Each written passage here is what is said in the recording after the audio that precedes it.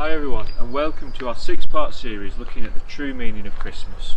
Join with me in studying the Bible in 6 short clips and learn the true meaning of Christmas. Join me this Christmas and meet the King.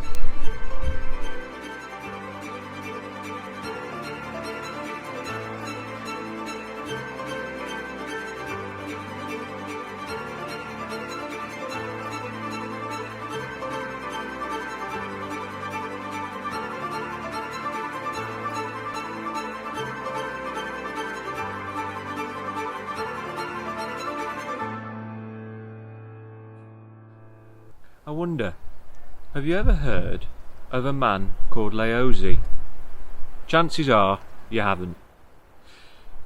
Chances are, however, that you have heard the famous proverb that he came up with, and that is, a journey of 1,000 miles begins with a single step. Each one of us are at different points in our lives. We may have achieved what we wanted. We may have the job that we want, the house, maybe the car that we wanted. We may have fulfilled our bucket list, who knows. But some of us may have not. Some of us may have not achieved what we wanted yet. You know, that car that we aspire for, the job that we so want. You know, we're all at different points in our lives. Now I wonder, have you ever heard of the song The Climb? It's quite a well-known song. Now if you go onto Wikipedia and look the song up, it describes the song as a power ballad with lyrics that describe life as a difficult but rewarding journey. Whilst you're sat there watching this clip, what do you think life is? Is it a difficult but rewarding journey? How would you describe the purpose and meaning of life? Each one of us watching this video will be at different stages of life. We may be young, we may just be starting out in life, or we may be older, we may be closer to the end. But it doesn't matter what stage of the journey you are on, where you're at in life. Jesus wants to know you, whoever you are and wherever you are at in your life. In the last episode, we spent some time looking at Mary and Joseph. We saw them at the start of their married life and the difficulties they could have faced.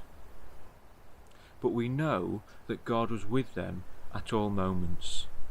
They were at one stage of their journey in life. They were just starting out on their journey together.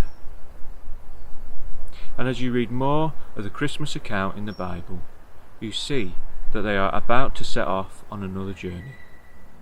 This time they are having to travel from the town of Nazareth, where they were living, back to Bethlehem, where Joseph's family were from.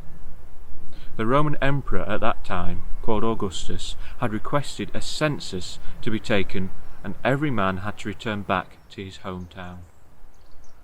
And so, that is what Mary and Joseph had to do.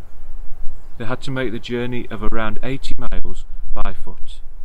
At this point, Mary was heavily pregnant, so an already difficult journey was made that bit harder. But the journey of 1,000 miles may begin with a single step, but not every step is going to be an easy one. Not every step is going to be comfortable.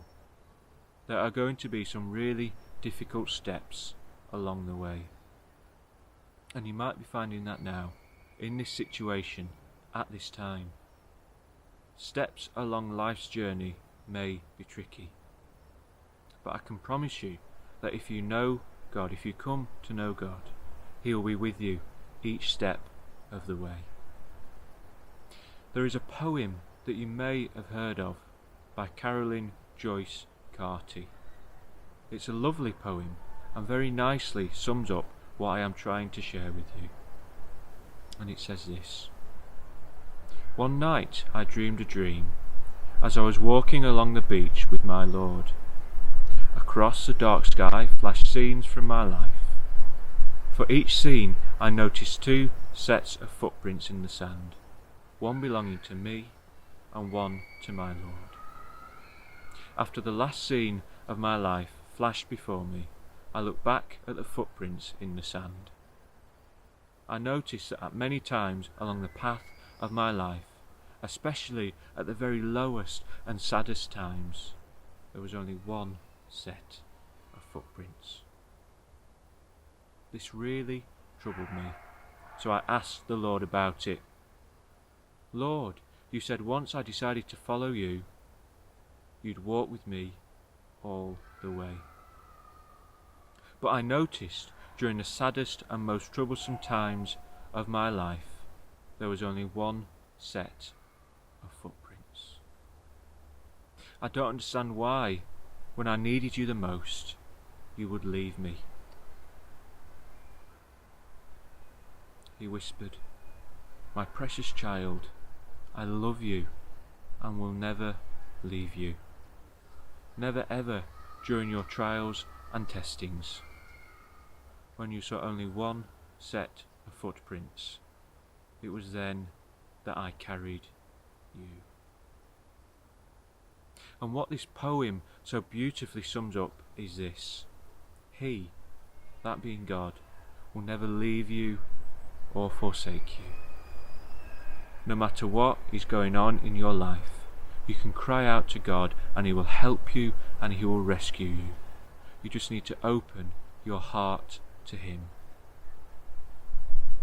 Mary and Joseph were on a difficult journey, but God was with them. Many Christians will go on difficult journeys, but God goes with them.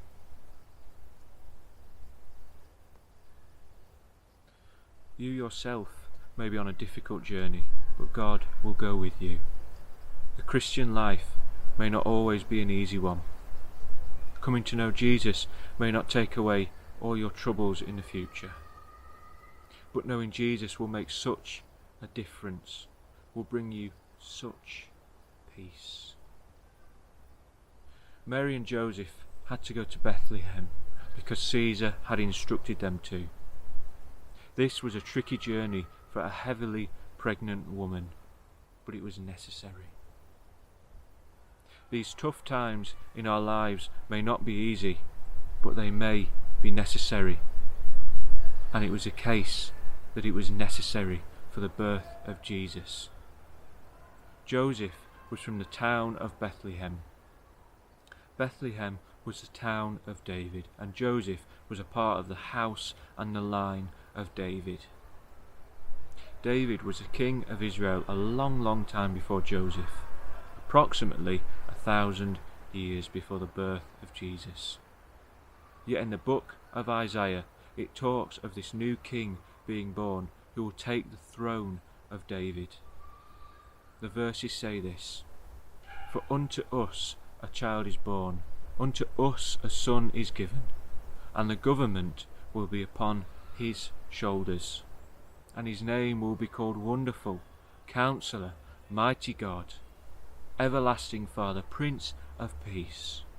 Of the increase of his government and peace there will be no end upon his throne, upon the throne of David, and over his kingdom, to order it and establish it with judgment and justice from that time forward, even forever. The zeal of the Lord of hosts will perform this." I wonder, have you connected up the dots yet? Jesus is Joseph's son. Through that, Jesus is a part of the line of David from Bethlehem. It was said that this promised King Jesus was going to be born in Bethlehem to continue the line of David. The journey may not have been easy. They may have wished that the journey didn't have to take place. But ultimately, there was a far greater reason why this journey did have to take place. See, no matter what, God is always in control. We may wonder why things happen to us in our lives, especially difficult things, but in time, as we continue along the journey of life, we will see that there will be a reason for something happening. So again, I'll leave you with this. How would you describe the purpose and meaning of your life? Each one of us watching this will be at different stages of our life. We may be young, we may be just starting out in life, or we may be older. We may be closer to the end. But it doesn't matter what stage of the journey you're on, where you're at in your life.